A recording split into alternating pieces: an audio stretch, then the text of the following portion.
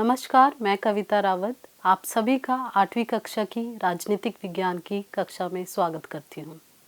आज हम इस किताब का अध्याय 2 जिसका नाम धर्मनिरपेक्षता की समझ है के ऊपर चर्चा करेंगे। हम जानेंगे कि भारतीय धर्मनिरपेक्षता क्या है और कैसे भारतीय धर्मनिरपेक्षता हमारे संविधान का एक बहुमूल्य अंग है। तो जानते हैं धर्मनिरपेक्षता क्या है।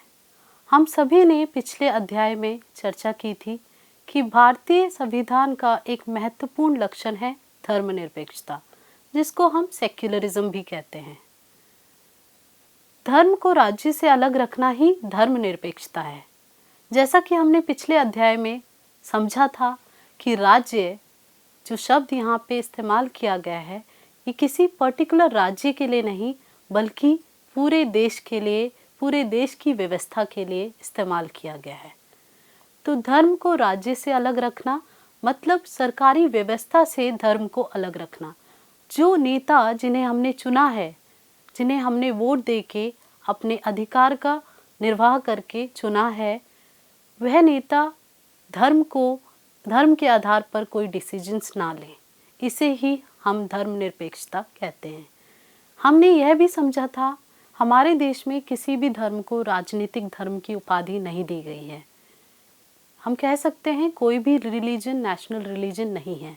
आइए बात करते हैं धर्मनिरपेक्षता की ज़रूरत क्यों है, क्यों राज्य को धर्म से अलग रखना महत्वपूर्ण है। क्योंकि हम सभी जानते हैं कि हम एक लोकतांत्रिक देश में रह रहे हैं, तो ये बहुत महत्वपूर्ण बन जाता है कि कोई भी नेता अपना निर्णय लेते समय धर्म को आधार बनाकर अपने निर्णय को ना ले। सबसे पहली बात है लोगों के धार्मिक चुनाव की रक्षा के लिए, क्योंकि हम सभी जानते हैं कि संविधान के अनुसार हम सभी को हक है कि हम कोई भी रिलीजन को फॉलो कर सकते हैं, उसको प्रोपोगेट कर सकते हैं, उसको लोगों को बता सकते हैं, उसका प्रचार प्रसार कर सकते हैं। तो लोगों के धार्मिक चुनाव की रक्षा के लिए ये बहुत ज़रूरी है कि कोई भी राजनेता अपने निर्णय को लेने के लिए धर्म को आधार ना बनाए। दूसरा है धार्मिक अल्पसंख्यकों के साथ भेदभाव को रोकने के लिए। हम कई बार newspaper, magazines and news channels के थ्रू ये सुनते हैं या पढ़ते हैं कि कई बार कई जगहों में धार्मिक अल्पसंख्यकों के साथ भेदभाव होता है। कई बार उनको मृत्यु के घाट भी उतार दिया जाता है। तो ऐसी चीज़ों को रोकने के लिए हमारा संविधान हमें रक्षा देता है। हमारे संविधान में 2 जगह ये लिखा गया है कि भारत एक धर्मनिरपेक्ष राज्य है। सबसे पहली बात अगर हम बात करें प्रस्तावना की, क्योंकि पिछले अध्याय में हमने भारतीय संविधान को पढ़ा था, उसके ऊपर चर्चा की थी और उसके मुख्य लक्षणों के बारे में भी जाना था।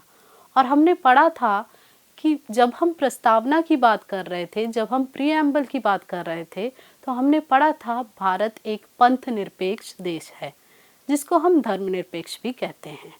तो आप समझ सकते हैं कि जब प्रस्तावना में ही ये लिखा गया है कि भारत एक सेक्युलर देश है, तो इसका मतलब ये हमारा सिद्धांत है, ये हमारा आइडियल है। इसके बेसिस पे ही नेताओं को काम करना है। किसी भी धर्म को आधार बनाकर निर्णय नहीं लिया जा सकता। हम इतिहास में भी कई बार ये पढ़ते हैं कि धर्म के आधार पर कई अत्याचार व भेदभाव हुए। जब हम बात करते हैं जर्मनी में हिटलर की, हमें पता है कि यहूदियों के साथ हिटलर ने किस तरीके का बर्ताव किया और उनको किस तरीके से मारा गया, उनके साथ कैसे भेदभाव हो रहा था। जब हम बात करते हैं इज़राइल की, इज़राइल में यहूदी लोग रहते हैं, मेजॉरिटी जो हैं वो यहूदी हैं। तो इज़राइल में कई बार मुसलमान और ईसाई अल्पसंख्यकों के साथ अमानवीय व्यवहार हुआ है। अगर हम बात करें सऊदी अरेबिया की, सऊदी अरेबिया में भी गैर मुसलमानों को कई बार भेदभाव का सामना करना पड़ता है।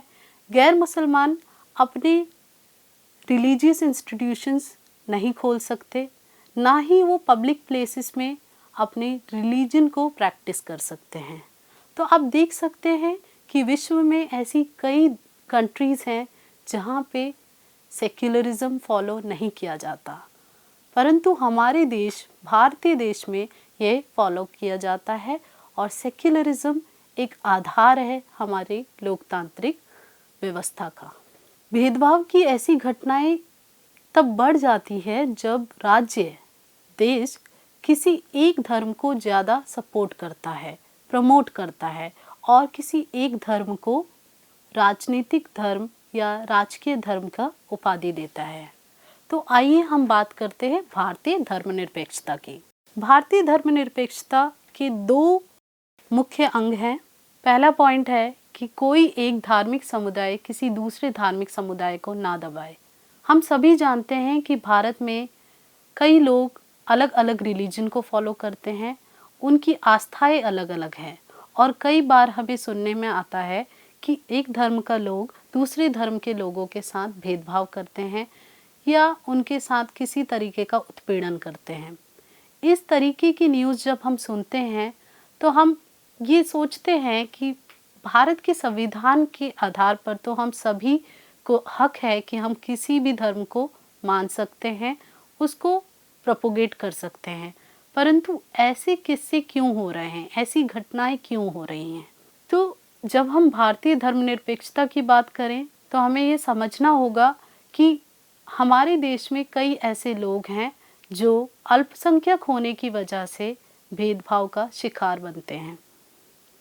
दूसरा पॉइंट हम रखते हैं कि कुछ लोग अपने ही धर्म के अन्य सदस्यों को ना दबाएं। यह भी बहुत इम्पॉर्टेंट है, बहुत ज़्यादा महत्वपूर्ण है, क्योंकि कई बार देखने को मिलता है कि एक ही धर्म के अंदर कुछ तबके के लोगों को दबाया जाता है। आपने इतिहास की किताब में कई बार पढ़ा होगा कि इतिहास में भी हमें कई बार ये देखने को मिलता है कि हिंदुइज्म में भी लोअर कास्ट के लोगों को दबाया जा रहा था और छुआछूत जो थी वो एक बहुत ही हम कह सकते हैं पॉपुलर प्रथा थी इतिहास में। बट इस प्रथा को हमारे संविधान के आधार पर गैर कानूनी बता दिया गया है। अगर हम बात करें मुस्लिम समुदाय की तो मुस्लिम समुदाय में भी कई ऐसी प्रैक्टिसेस हैं और थी जिनमें कई तबके के लोगों को दबाया गया, उनके साथ भेदभाव हुआ। अगर हम बात करते हैं 3 तलाक की, आप सभी ने 3 तलाक के बारे में सुना होगा और 2017 में सुप्रीम कोर्ट ने 3 तलाक को गैरकानूनी घोषित कर दिया। परंतु इससे पहले बहुत बड़े आंदोलन हुए और मुस्लिम औरतों ने इस प्रैक्टिस के अगेंस्ट बहुत बड़ी लड़ाई लड़ी। तीसरा है, राज्य ना तो किसी खास धर्म को थोपेगा और ना ही लोगों की धार्मिक स्वतंत्रता छीनेगा।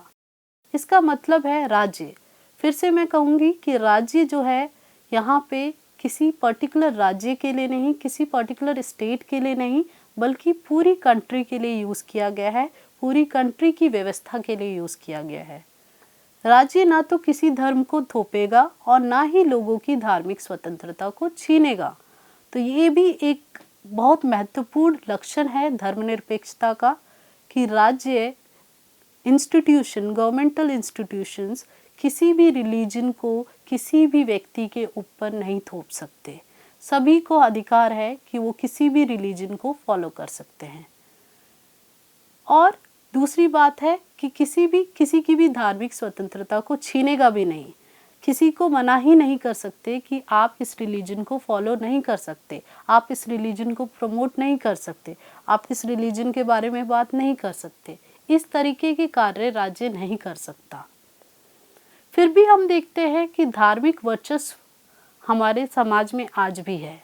आज भी कई लोग जो बहुसंख्यक हैं वे अल्पसंख्यक धार्मिक समुदाय को भेदभाव करते हैं और उनका उत्पीड़न करते हैं। इस धार्मिक वर्चस्व को रोकने के लिए भारतीय धर्मनिरपेक्षता के कुछ मुख्य तरीके हैं जिनके बारे में आज हम चर्चा करेंगे। पहला है, भारतीय राज्य खुद को धर्म से दूर रखता है। वही बात है कि धर्मनिरपेक्षता का सबसे पहला लक्षण है कि राज्य को धर्म से दूर रखा जाए। दूसरा है अहस्तक्षेप की नीति और तीसरा है हस्तक्षेप की नीति या हस्तक्षेप का तरीका। आप देखिए जो दो लास्ट तरीके हैं वे एक दूसरे से भिन्न हैं। अहस्तक्षेप की नीति और हस्तक्षेप का तरीका, दोनों ही तरीकों को कई बार अपनाया जाने पड़ता है। सबसे पहले हम बात करते हैं पहले तरीके की, भारतीय राज्य खुद को धर्म से दूर रखता है। अब आप देखिए, किसी भी गवर्नमेंट स्कूल में, गवर्नमेंट इंस्टीट्यूट में किसी एक पर्टिकुलरली एक धर्म को बढ़ावा नहीं दिया जा सकता या किसी एक धर्म के त्योहारों को नहीं मनाया जा सकता। अगर आप किसी गवर्नमेंट इंस्टीट्यूट में कोई त्यौहार मना रहे हैं तो आप सभी त्योहारों को मनाइए। इसीलिए आप देखते होंगे कि हमारे कैलेंडर, अगर आप किसी भी साल का कैलेंडर उठाएं तो आप देख सकते हैं कि हमें धर्म के नाम पर कितनी छुट्टियां मिलती हैं। कितने सारे धर्म हैं जिनके नाम पर कई त्यौहार मनाए जाते हैं और हर त्योहारों के लिए हमें छुट्टियां मिलती हैं। तो आप इससे पता लगा सकते हैं कि कैसे भारतीय राज्य एक धर्मनिरपेक्ष राज्य है। आइए अब बात करते हैं अहस्तक्षेप की नीति की। अहस्तक्षेप, जिसको हम नॉन इंटरफेरेंस भी कहते हैं, स्ट्रैटेजी ऑफ नॉन इंटरफेरेंस। आप कई बार देखते होंगे कि सिख लोग जो पगड़ी पहनते हैं वे मोटरसाइकिल चलाते समय हेलमेट नहीं पहनते हैं। यह राइट उन्हें भारतीय संविधान ने दिया है, क्योंकि उनका हक है कि अगर उनकी रिलीजियस प्रैक्टिस में पगड़ी पहनना ज़रूरी है तो वो पगड़ी पहने, और हेलमेट उनके लिए एग्जेम्प्ट किया गया है। तो आप देख सकते हैं कि कैसे भारतीय धर्मनिरपेक्षता इस तरीके की छूट प्रदान करता है रिलीजन के नाम पे। अगर वो इंटरफेयर करेगा तो वो इंटरफेरेंस की नीति हो जाएगी, नॉन इंटरफेरेंस की नहीं। तो आइए हम बात करते हैं संयुक्त राज्य अमेरिका की। यूएसए में सरकारी स्कूलों में बच्चे सुबह सबसे पहले वफादारी की शपथ लेते हैं। इस शपथ में ईश्वर की छत्रछाया शब्द आते हैं। 60 साल पहले भी यह तय कर लिया गया था कि अगर यह शपथ किसी बच्चे की धार्मिक आस्था को ठेस पहुंचाती है तो उसको इसे दोहराने की ज़रूरत नहीं है। परंतु इसके बावजूद भी वहाँ इस वाक्यांश को कई बार कानूनी चुनौती दी गई। चुनौती देने वालों ने ये कहा कि यह वाक्यांश अमेरिका के संविधान के पहले संशोधन में चर्च और राज्य के बीच किए गए अलगाव का उल्लंघन करता है। तो अमेरिका में जो संविधान है उसमें भी यही लिखा गया है कि चर्च, इसका मतलब रिलीजन के मैटर पर राज्य कुछ नहीं बोलेगा। तो बच्चों को इस शपथ को दोहराने के लिए क्यों कहा जा रहा है? तो हमने जाना कि अहस्तक्षेप की नीति हमारे राज्य, हमारी कंट्री में भी फॉलो की जाती है, परंतु इसे इस तरीके से फॉलो नहीं किया जाता कि अगर किसी भी समुदाय या किसी भी समुदाय के एक तबके के साथ भेदभाव हो रहा है तो सरकार उसे इग्नोर नहीं कर सकती, तब उन्हें हस्तक्षेप करना पड़ेगा।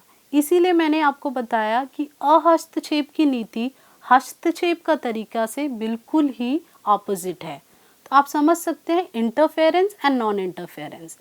हस्तक्षेप की नीति, हस्तक्षेप तब किया जाता है जब ये सोचा जाता है और ये समझ आता है कि किसी भी धार्मिक समुदाय के रूल्स उसी धार्मिक समुदाय या किसी और धार्मिक समुदाय के लोगों के साथ भेदभाव कर रहे हैं। तो हमने 2 ऐसे ही उदाहरणों के बारे में पहले भी चर्चा की। पहला उदाहरण जो हमने चर्चा किया जिसके बारे में, वह है छुआछूत की नीति, जिसको संवैधानिक रूप से गैर कानूनी घोषित कर दिया गया है। और दूसरी हमने बात की ट्रिपल तलाक की, 3 तलाक, जो कि एक बहुत ही गलत प्रथा थी मुस्लिम समुदाय में, उसे भी असंवैधानिक करार कर दिया गया है।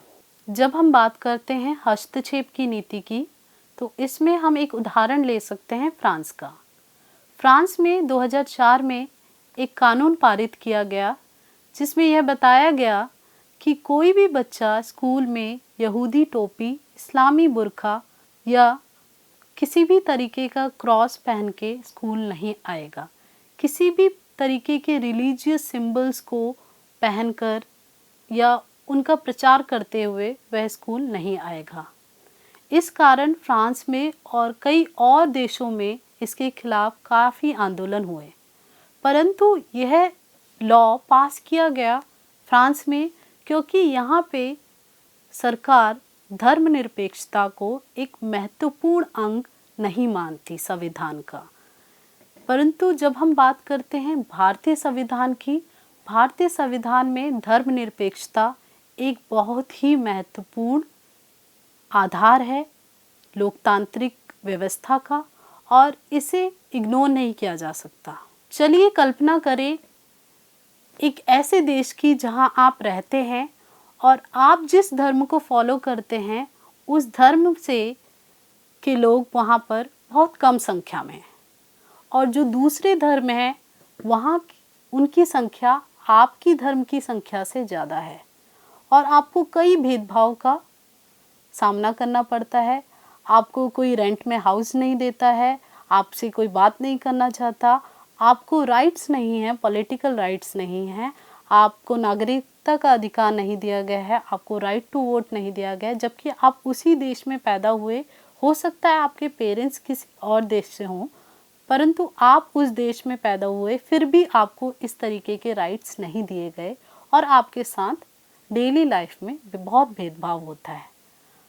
क्या आप चाहेंगे कि ऐसा ही भेदभाव उन लोगों के साथ, उन समूहों के साथ ऐसी कंट्रीज़ में हो जहाँ पे आपके धार्मिक समुदाय की संख्या ज़्यादा हो? या आप चाहेंगे कि सबको एकता का अधिकार मिले, सबको समानता का अधिकार मिले? तो हम इस उदाहरण को दो तरीक़ों से ले सकते हैं। एक हो सकता है हम सोचें कि हम रिवेंज लेंगे, हम इसका बदला लेंगे, और जिस कंट्री में इस पर्टिकुलर धार्मिक समुदाय के लोग कम हैं उस कंट्री में इनके साथ भेदभाव किया जाएगा। और दूसरी तरीका हम देख सकते हैं कि हम एक ऐसी व्यवस्था चुने जहाँ पे सबको एकता का और समानता का अधिकार मिले। तो धर्मनिरपेक्षता हमें यही सिखाता है कि सभी धार्मिक समुदाय के लोगों को एकता और समानता का अधिकार मिलना चाहिए। जब हम बात करते हैं भारत के संविधान की, क्योंकि हमने पिछले अध्याय में भारत के संविधान को विस्तार से पढ़ा, उसके ऊपर विस्तार से चर्चा की, और हमने जाना कि जो भारत के संविधान के निर्माता थे उन्होंने किन आधारों पर संविधान का गठन किया। आप जानते हैं भीमराव अंबेडकर के बारे में। उन्होंने अनुसूचित जातियों के ऊपर काम किया। उन्होंने अनुसूचित जनजातियों को ये कहा कि आपको तब तक पॉलिटिकल राइट्स नहीं मिलेंगे जब तक आप सोशली इक्वल नहीं होंगे। समाज में अगर आपको एकता और समानता का अधिकार नहीं मिलेगा तो राजनीतिक अधिकारों से कोई लाभ प्राप्त नहीं हो सकता।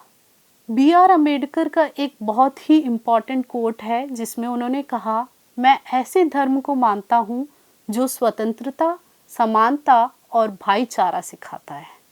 तो आप सभी जानते हैं स्वतंत्रता, समानता और भाईचारा ये तीन मुख्य आइडियल्स हैं, सिद्धांत है, जिनके बेसिस पर हमारे संविधान में कई कानून व नियम लिखे गए। स्वतंत्रता, सबको फ्रीडम है और ये तो हमारा एक मौलिक अधिकार भी है। समानता का अधिकार, ये भी हमारा मौलिक अधिकार है। और भाईचारा, brotherhood, that means we all are equal. तो आइए जानते हैं कि आज हमने किस विषयों के ऊपर चर्चा की। स्वतंत्रता जो कि हमारा मौलिक अधिकार है, राइट टू फ्रीडम। समानता, राइट टू इक्वालिटी, ये भी हमारा मौलिक अधिकार है। और भाईचारा, ब्रदरहुड। ब्रदरहुड का मतलब हम समझ सकते हैं कि चाहे कितनी भी विभिन्नताएं हों, हम सभी इंडियंस हैं, भारतीय हैं। तो आइए हम देखते हैं कि आज हमने इस अध्याय पर क्या क्या विषयों पर चर्चा की। सबसे पहले हमने जाना कि धर्मनिरपेक्षता क्या है। फिर हमने समझा कि भारतीय धर्मनिरपेक्षता के महत्वपूर्ण लक्षण क्या हैं। और उसके बाद हमने यह भी समझा कि धर्मनिरपेक्षता किसी भी देश के लिए क्यों महत्वपूर्ण है। इसी के साथ इस अध्याय को समाप्त करते हैं। धन्यवाद।